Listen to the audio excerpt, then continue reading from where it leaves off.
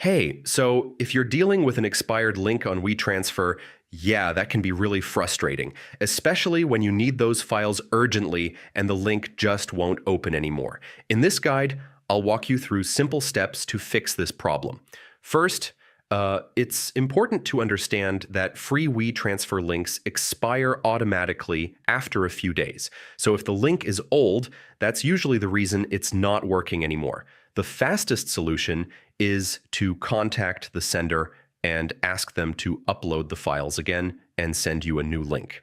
If you are the sender, yeah, you'll need to re-upload the files and generate a fresh link so the receiver can access them again. Next time, you can also use the email option while sending files, since it helps with notifications and tracking. It's a good idea to download the files before the expiry date, so you don't run into the same issue again. Once downloaded, make sure to save the files properly on your device so you don't need to rely on the link later. For important files, yeah, you can also use cloud storage as a backup option to keep them safe.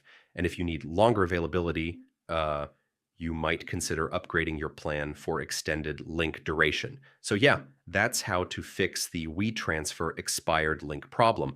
The main solution is simple. Just re-upload and resend the files so everything works again. Hey,